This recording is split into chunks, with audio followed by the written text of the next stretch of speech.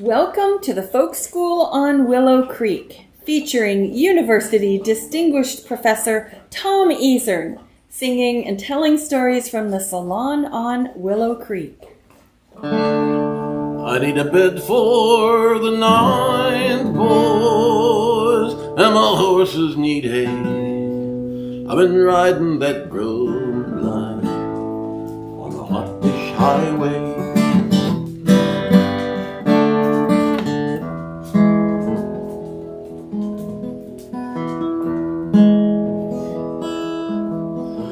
Kind friends, if you will listen, the story I will tell, 'tis of the great tornado you all remember well. It reached the town of Sherman on the 15th day of May, and a portion of that city was completely swept away. Now the people gay and happy in their cozy little homes, they little thought so shortly they'd be forced to their doom. Alas, the days were ended, their lives were snatched away. Beneath the sod they're sleeping till the final judgment day.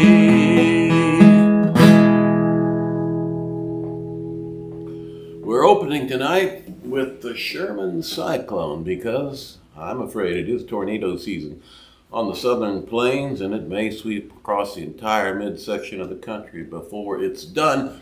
And we happen to have tornado ballads to share. As a matter of fact, I think we got some insight about the subject of tornado ballads to share. First off, this one, the Sherman Cyclone. What are we talking about? A little background on that. We're talking about the great tornado of May 15th, 1896 in Sherman. That's North Texas. For our Oklahomans in the group, just across the river in North Texas there. Let's see, I was looking for something. Oh, yeah. There are a lot of descriptions of that disastrous storm. Weather unusually hot and sticky. Wind couldn't find a definite direction. It's just got all these the ominous elements. The day started out as a usual one. The children running off to class. Merchants trying to captivate the attention of potential buyers in the downtown square before the weather turned worse in the afternoon. And then all the descriptions of the destruction. Of course, the weird stuff that happens, the straws driven into fence posts and all that sort of stuff. There's a lot of it around this storm. After the storm, which just lasted on a path totaling 28 miles, and a subsequent downpour, the injured and heartbroken residents of Sherman emerged from their wrecked homes to see their beloved community in pieces. Though death was prominent and lingered among many minds in the days after the terrible incident, the Sherman community came together to quash their fears, anger, and sadness, consoled each other. 60 men were reported digging graves at one time. Carloads of wooden coffins shipped in, wagons piled high with dead, a common sight on the roads. Volunteers extracted the bodies from the wreckage, identified the victims, and gradually rebuilt the fallen buildings. Mothers, wives, sisters picked flowers from the nearby fields to remember their loved ones. Most of the victims were buried in West Hill Cemetery, where we remain today. And Dr. K, we'll have to visit that cemetery. I bet there's a special section. And this particular narrative ends. In later years, a poem about the tornado was written by Mrs. Mattie East. Okay, so these accounts, they have these little teases that somewhere out there, there's a poem, and then sometimes a song. Such a disaster, writes another writer, inspired the imagination of poets. And a woman from nearby Bells, Texas, little town nearby to Sherman, captured the catastrophe in the manner of a folk ballad. All right, so it's a female poet. We're getting a little closer. There's an article in Frontier Times. That's an older iteration of the magazine Frontier Times. Killing 56 persons, fatally mangling 10 others, 58 more to hospital, maiming scores who were cared for in private homes. And that response of private citizen is a recurrent theme in tornado ballads. Yes, we're hard hit, but we'll be back, they all seem to say. Now, you know me, I research reams of stuff on these ballads. And what I notice is this Sherman Cyclone ballad, which turns up, my earliest text of it is 1903 and the tornado was 1896. It's published in a Galveston paper in 1903, in a Houston paper in 1904. I'll come back to that in a minute. But people, well, sure enough, Sturgeon, Missouri had a tornado. Well, they just borrow the same song, change some of, it's actually Centralia, Missouri, their tornado. They borrowed the song, changed the specifics within it. Well, what other towns did this? Marshfield, Missouri has a tornado song. It's the same song, folks, that came from Sherman, Texas. The Pryor Jeffersonian from Oklahoma, same song, their tornado of 1942. The Courier Gazette of McKinney, Texas, same song, 1948. The Antler Tornado, or Antlers American is what it is, about the Antlers Tornado, same song in 1945. What I'm saying is the Sherman Cyclone is the mother of all tornado ballads. Is it the ultimate source? I've got a suspicion that, in fact, this song, the tornado ballad, is based on a cowboy's sweetheart song from the 19th century from Texas. But I haven't clinched that one yet. So right now, we'll leave it there as the headwaters of the tornado ballads. Now, the Houston text that I've got here, well, it was written by a deaf girl who was living in the doomed city.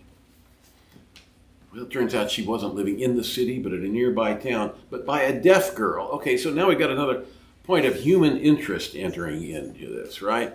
From this, I began to noodle around. And eventually, I found a book put together by Modi Boatwright and other Texas folklorists, the best of Texas folklore. And here's a sketch of the Sherman Cyclone. And Mrs. Nellie McCune Dowd of Denison, also in North Texas, began to track it down. In 1948, she determined that, she wrote, someone remembered that a Mrs. Mattie East of Bells was the author. I began to look around. Is there a deaf woman in Bells named Mattie East or anything else? I couldn't find any record. And then the breakthrough here. Another news report, Mattie Carter East, resident of Bells, was a daughter of Parson and Mrs. East. Blind in one eye as a result of whooping cough in infancy, lost the sight of the other eye as a result of a fall in childhood. So not a deaf girl, but a blind woman. Now, this person writing about her in a local history. With the blind's talent for music, she was a popular singer. This is going somewhere. In demand at all the picnics and all-day religious meetings. So much a part of the social life of the pioneers. As a young woman, she developed the talent of putting to words the catastrophic events of the day, and she would sing them to the tunes of well-known hymns or folk songs of the period.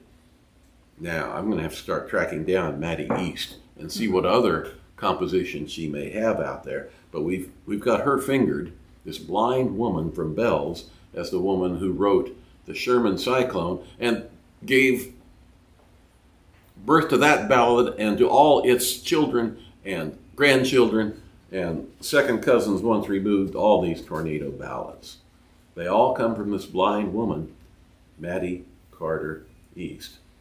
Mrs. Proctor, format for this article, recalls that Mrs. East would sit on a revolving swing pulled around and swung around by a team of horses with a portable organ on her lap, singing her ballads while the older folks listened and the children played. The horses would tire and be replaced by a fresh team, but Mrs. East's voice and energy seemed inexhaustible. After her marriage, Mrs. East and her husband, who was also blind, and their son traveled through Oklahoma, Arkansas, and Texas, giving programs in churches and schoolhouses to make their living. A covered wagon furnished living quarters, and adventuresome young men from the surrounding country would volunteer as drivers for the sightless couple. Is this a story or what? You know, we have found a true prairie balladeer, Mattie Field. To cap it off, here she is in the 1900 census. Born in 1865 in Missouri, living in Bells, Grayson County, Texas. Other biographical details, it comes down to the bottom, and on the census form, the pencil and paper form, there it is, blind. That's our woman right there. Wow. Ah, don't you love it when some really convoluted research just finally clicks into place? I'll mention one other thing. Among the progeny of Mattie Field's tornado ballad, The Sherman Cyclone, is Woody Guthrie's ballad, The Great Dust Storm. Now, I've said for years that the 14th day of April, 1945, that Woody Guthrie ballad, that comes from the Sherman Cyclone. I'm just sure of it. Now, the Woody Guthrie Foundation has posted an interview with Woody in which he says, let's see, looking for the quote, hang on.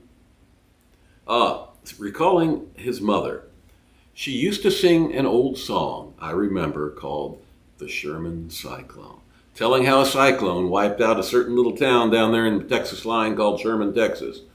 And now they've rebuilt the town and all. But I used the same tune later on, 34 years later, to write this song. This is The Great Dust Storm. Ha! What do you say, Dr. K? You're brilliant. Just lucky, you know. Yeah, it's the blind hog phenomenon. Found an acorn. But we find a heck of a lot of acorns in this process, don't we? We got to get the rest of the song in it. We've got the dead resting beneath the sod. We saw the storm coming, the clouds looking deathly black, and through our little city it made a dreadful track. We saw lightning streaming, we heard the thunder roll. It was but the shortest moment, and the story soon was told.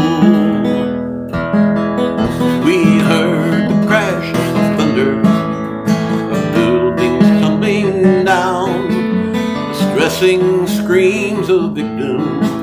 Oh, what a dreadful sound! It would melt the hardest hearted to hear them loudly cry, oh God, have mercy on me, is this my time to die? Some sought for homes of refuge, their lives to secure, while others were dashed to pieces and whirled into despair. The rain, it fell in torrents, the storm was quickly o'er. The like of dead and dying was never seen before. The loss of life and ruins are hard to estimate. The happiest of families there were forced to separate. God help the broken-hearted that yet are left behind, make their preparation, for soon may be their time. Soon the the storm was over and the people gathered round, and there the dead and dying lay prostrate on the ground. Well, to render their assistance so quickly they began to remove them from their struggles. Soon all were taken in by aid of kind physicians.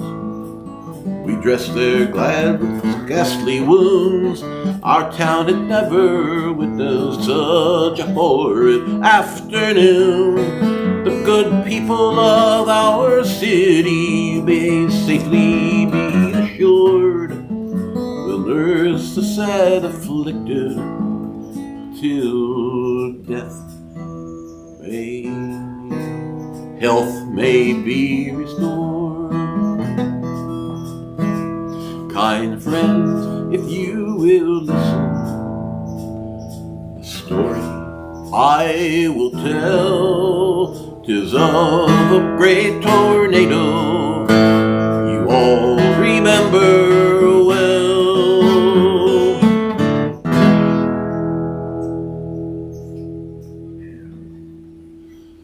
I have known that ballad for 40 years, but I've never appreciated it until I could picture in my mind Matty Field riding around in that rocker mounted on a wagon singing to people along the streets.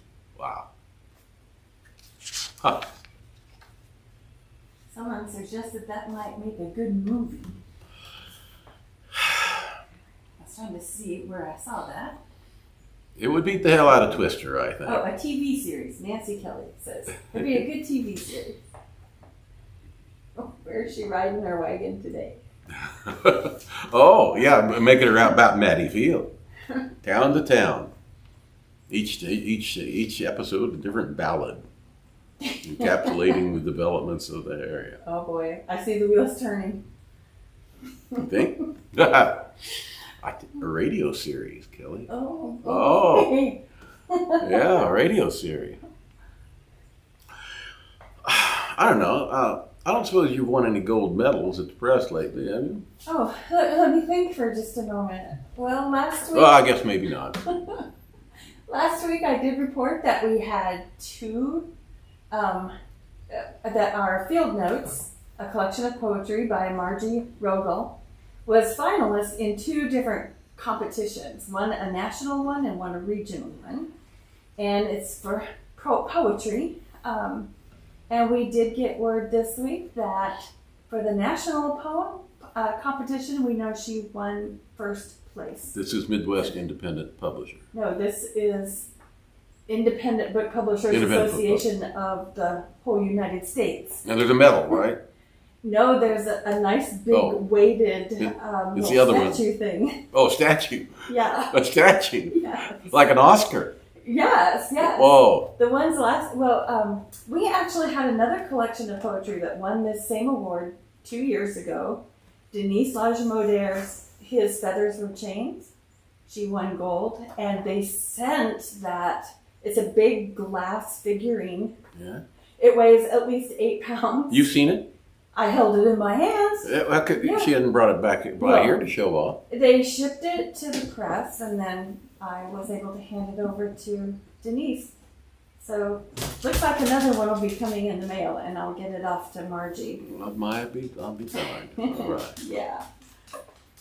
This past week, we also announced the Pop Award winner. Who's the next chapbook then? The next chapbook will be by Brandon Sturmer, and it's called Forgotten Frequencies.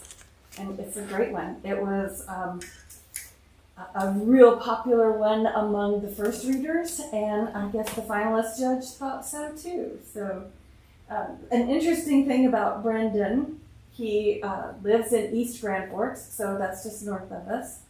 He puts on with his brother this terrific podcast called Interesting People Read Poetry.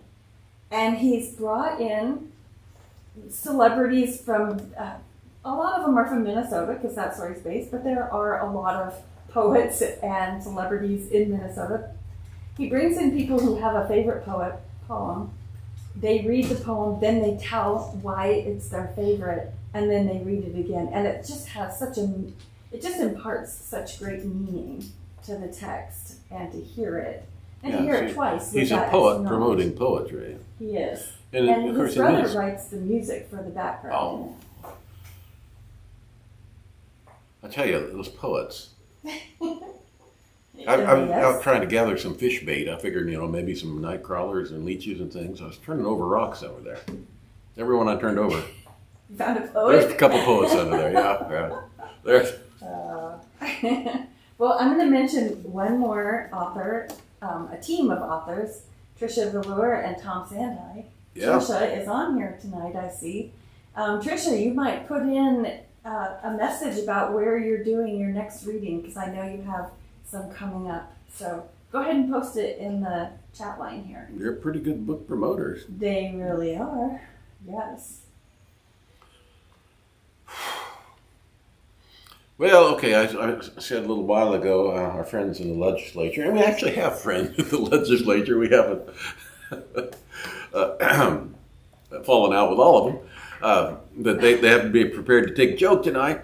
Well, the legislature, of course, went home over the past week, finished up their session, and I suspect nobody was as relieved as they were to have it done with and get back home. I recorded a couple columns about legislative affairs, Dr. K, so we can expect some flack on that coming in here before long. But I was up in the studio, and I'm going to read from one of them here for a moment that's particularly ballad related, all right? And then there's a little singing coming up within it. Is there still musical performance in the legislature since Representative Carolyn Nelson retired? Is there a legislative choir? If not, then Senator Erbely, how about it? Somebody needs to make a place for harmony in that body. And perhaps for balladry. Who is singing the heroics and foibles of our legislators since Senator Lindus retired? Elroy, by the way, is still singing, just not in the legislature. Check out his Facebook postings about the Lindus Barn Dance, which will be convening in Elroy's barn again this summer. We have to get there back now this summer. COVID's done. We're going to declare it, right? And get back in there. We hope Elroy is not the last Legislative Assembly's balladeer. And he was not the first either. Early in the 20th century, a Norwegian immigrant named Ole Ellingsen Ettestad filled that role. He was born in Telemark in 1876, immigrated with his parents, settled in, married, and farmed up near Balfour. I can't get a firm grip on Representative, later Senator, later Lieutenant Governor Ettestad's politics. He was a Republican and moderately progressive, although cranky about game laws. He was NPL, nonpartisan league, but not a fire breather. He seems to have been simply a representative of the people of McHenry County who listened to them and also got along well with his peers. And he wrote ballads, and he sang them. We read in the Nonpartisan Leader, 10 February 1919, State Senator Ole Ettestad of North Dakota enlivened up the League Legislative Caucus recently with a few verses in which he paid his respects to the politicians. The politicians have behaved so badly that the farmers are taking the job away from them, and now it looks as if the farmers would have to turn out their own poetry too, because the poets refuse to turn out the right kind of stuff. Now there follow 7 stanzas composed by Senator Ettestad, concluding.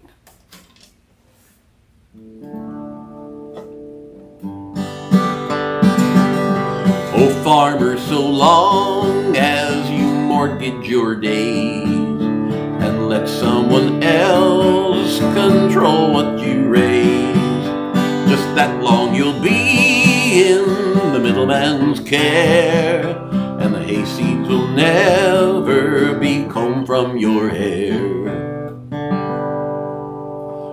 Now that's not bad, but I do not think it exceeds Ettestad's earlier composition, a ballad published in the Ward County Independent, that's in Minot, on the 1st of March in 1917. The editor explains, many of the legislators are hearing from home in the shape of the following poem. Each is accusing the other man's wife of starting the insurgent movement. And here is the poem, which is sung to the tune of a Prohibition ballad called Father, Come Home. And the legislator from our own district, the past legislator from our own district here, Dr. K, told me what the tune for this song was. Here we go.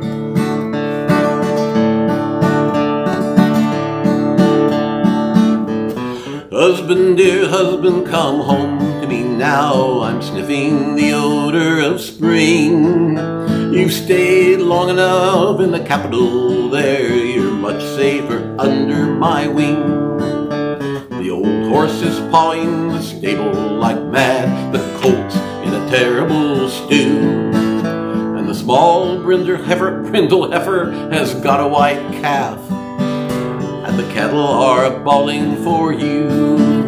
Come home, come home, come home. Husband, dear husband, come home.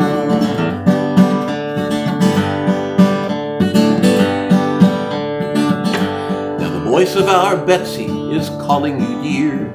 It's nearly time to make soap. And some of the women are saying, my love, I'm giving you way too much rope. They say there is desperate flirting up there with widows and maids, not a few. I haven't been kissed since the morning you left. But dearie, how is it with you? Come home, come home, come home. Oh, husband, dear husband, come home. This ballad is still in living memory of legislators of my acquaintance. Be careful where you sing it. Oh my goodness. Do we have any guests with us tonight, Dr. K? We do. There's some curiosity about your display behind you there. Oh yeah? Yeah. From what's in it to what's your favorite White Claw flavor? Oh, I don't know. The box is random. Yeah, that's from the nursery, just packing plants in. And that's to say, it looks like we're done with freezes this spring. We're planting. Yes. We're planting some garden this weekend. Yep. We've got my San Marzanos here, favorite tomato variety. And then these are ground cherries. Now, some of you from more southerly parts may not know what the heck we're talking about. It looks like a tomatillo, but it's not a tomatillo. It's a sweet yellow. It looks like a sweet yellow cherry tomato, but it grows in a husk like a tomatillo. That'd be the way to explain it. It's smaller. Yeah, Much it's smaller. marble size. Yeah. And you use these to make pastries commonly. You can make turnovers and pies out of them. I like to throw them into salads. Yeah. I like to just snack on them. Yeah, you just pop them in. Angie likes them also, by the way. Well, you bought some vegetables. I got some daylilies, so I'm anxious to put them out in the yard. Well, some people say daylilies are kind of an old lady's flower. What? I guess some people say that. I'll check on that.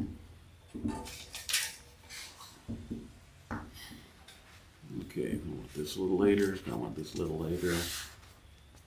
Keep it there. Don't need that anymore. Oh, yeah. Old partner Jim Hoy is the discoverer of the origins of the classic cowboy ballad, the Cowboy's Lament. Now, people confuse the Cowboy's Lament, sometimes called the Streets of Laredo, but originally it originates in Dodge City, Kansas, as I walked out by Tom Sherman's Barrow in Dodge City. They confuse that with, they confuse the Cowboy's Lament with the Dying Cowboy, which is Bury Me Not on a Lone Prairie and all that. And publishers confuse them right and left, and ballad collectors confuse them right and left. But I got it sorted out, sort of.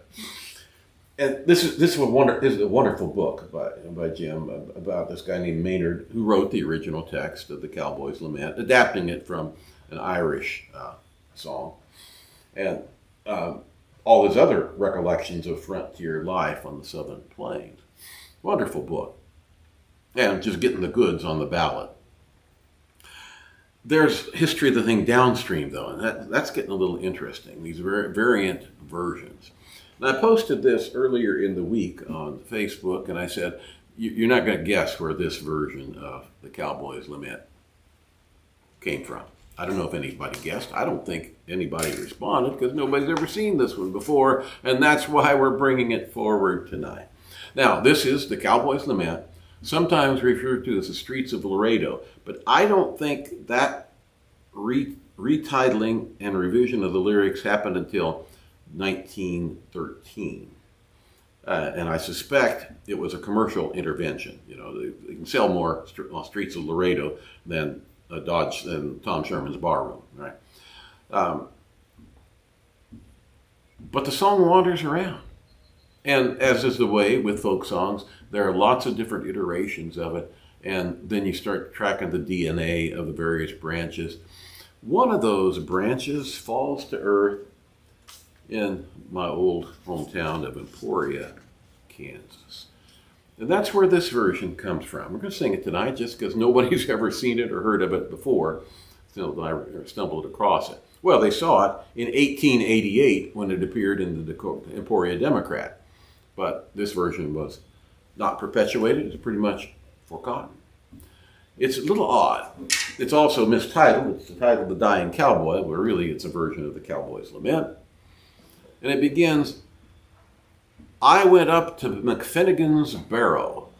McFenigan's Barrow, so early one day. Now, there are various meanings for the term barrow. One of them is a burial place. That's clearly not what's meant. I think what they're talking about is a barrow, like what we today call a food cart or a food truck. You know, it's a vendor's wagon. And there's a McFenigan who's selling goods from a barrow on the street. Unfortunately, I can find no McFenigan ever in Kansas. But that doesn't mean he wasn't there. You know, might have been passing through, you see. And there are McFenigans elsewhere in the country, but I cannot find a McFenigan in Kansas that this might apply to. But once again, I bet there was an actual McFenigan's Barrow. Some guy McFenigan hawking goods, probably food of some kind, from a pushcart. And then the chorus goes on. And it's got some interesting things. I particularly like the way the verses and chorus go on, and some of them are really interesting variations. The end of the chorus I particularly love. For I've been a wild cowboy, and I know I've done wrong. You know, just so plainly stated. So here it is, the lost Emporia text of the Dying Cowboy.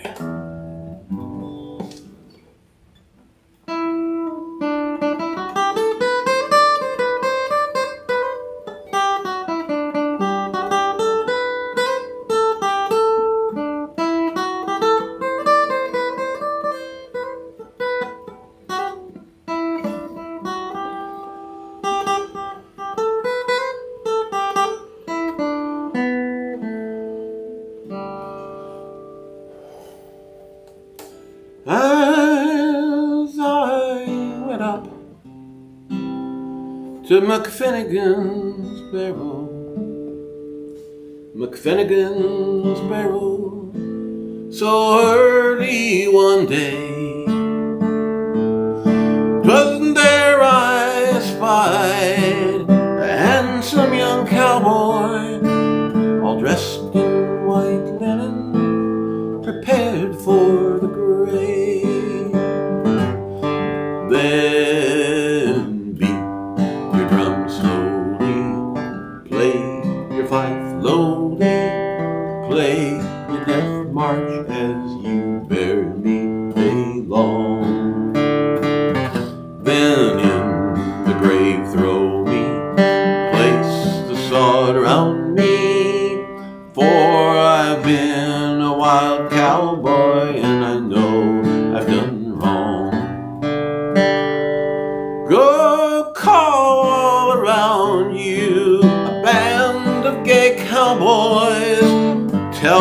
the news of their comrades so dear, that each and all of them may take warning and quit their wild roaming before it's too late.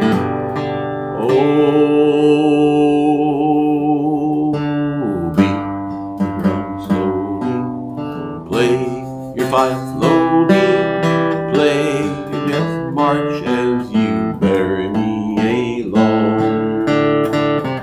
Then in the grave throw me, place the sod around me, for I've been a wild cowboy and I know I've done wrong.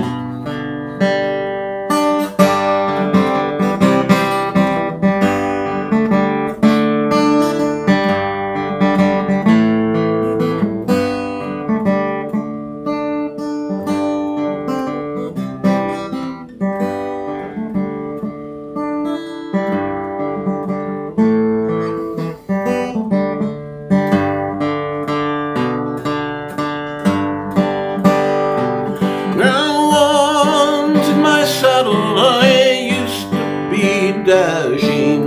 Once in my saddle, I used to be gay. I was first to hard drinking, then to card playing, got shot in the breast, and now I must die. So beat the drum slowly, play your fife slowly, play march as you bear me along.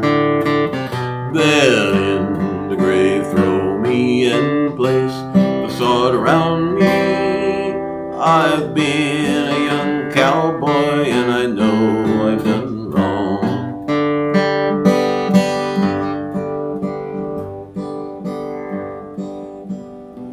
Go bear the sad news to my gray-haired mother. Go bear the sad news to my sister so dear.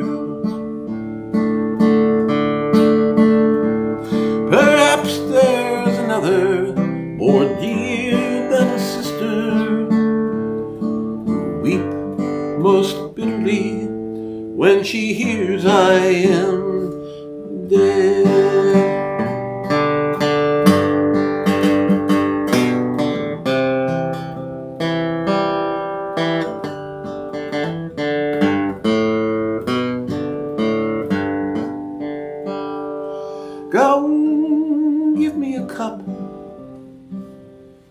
Cup of cold water,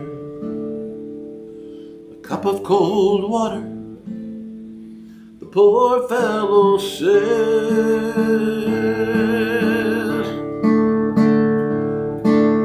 But when I got there, the spirit had fled, had gone to its giver, and the cowboy was dead.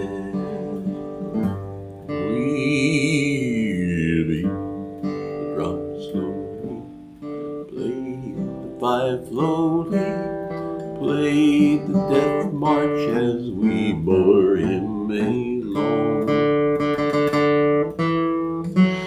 Then we in the grave throwed him and we placed the sword around him.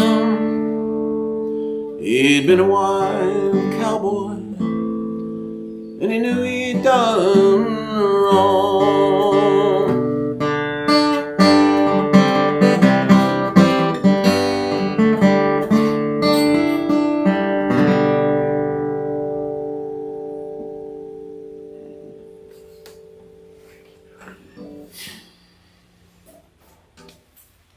Special shout out to share with you from someone online here.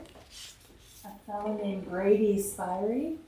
Brady Spirey. Who says, special shout out to Tom. With graduation tomorrow, I'd like to say thanks for the years of education, encouragement, and entertainment. Brady, it's been a privilege to know you while you're here. Don't be a stranger, man.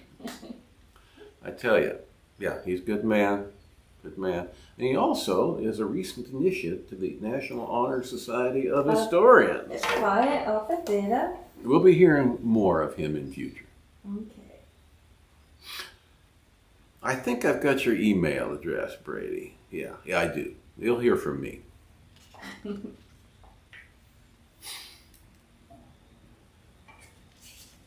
Okay. Hang on, I'm arranging some stuff here.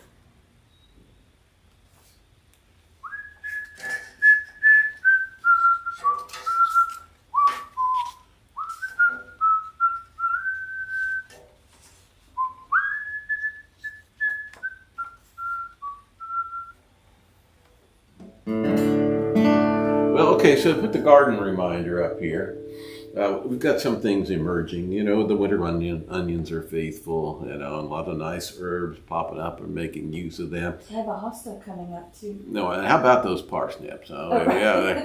All right. But one thing we really won't have this spring, Dr. K, is rhubarb.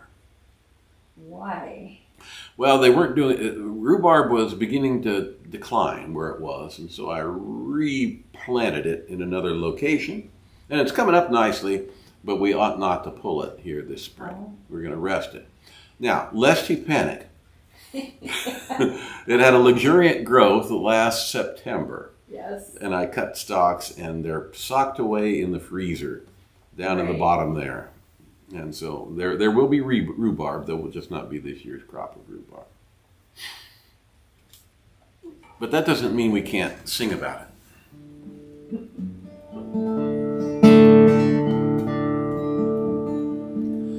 All in the merry month of May, in the place where we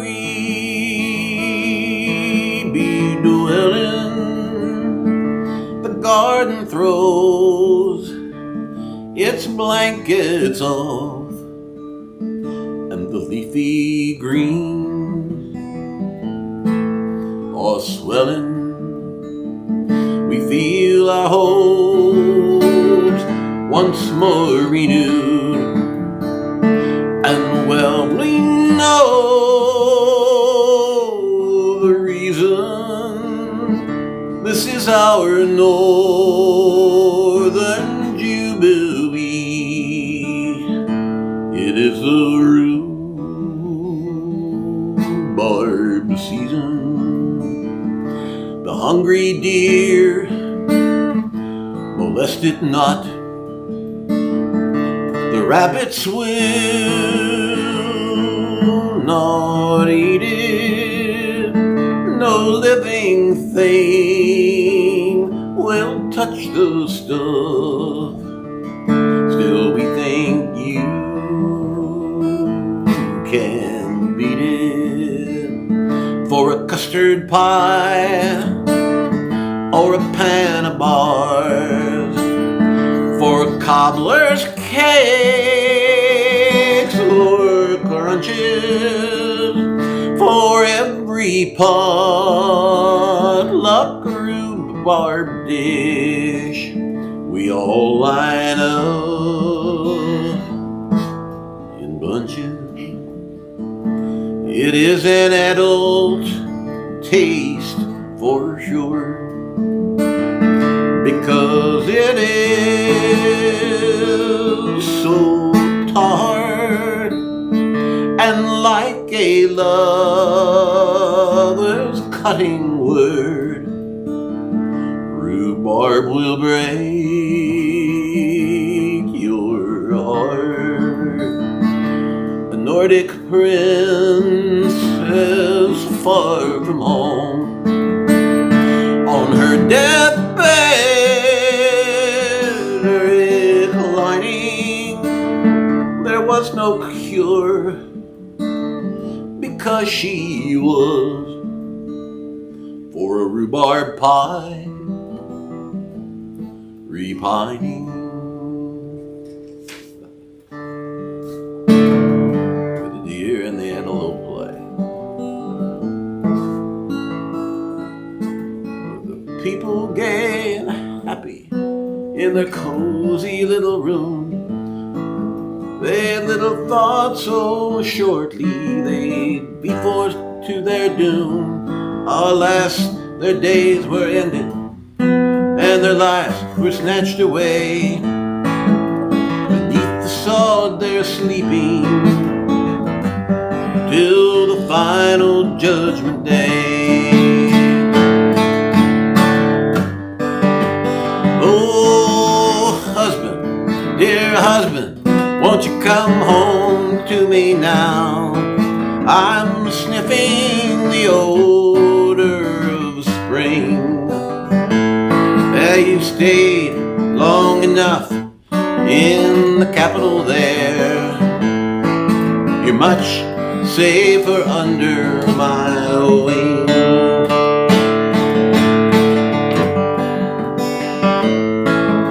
Once in my saddle I used to be dashing. Once in my saddle I used to be gay. First to hard drinking, then to card playing. Got shot in the chest, and now I must die. Where seldom is heard a discouraging word, and the skies are not cloudy, they are not cloudy all the day. No, the skies are not cloudy all day. Dr. Kelly. I'm going to send a quick shout out myself here to granddaughter Reagan, who's at her first prom tonight and graduating a week and a half or so from now. But a call for everybody to be safe. We've got lots of family who are promming and graduating, and we just hope everybody comes to a real sweet conclusion for this semester. Indeed, God willing. We now conclude today's edition of the Folk School on Willow Creek. We invite you to join us again next Friday at 8 p.m. Central Time for more songs and stories.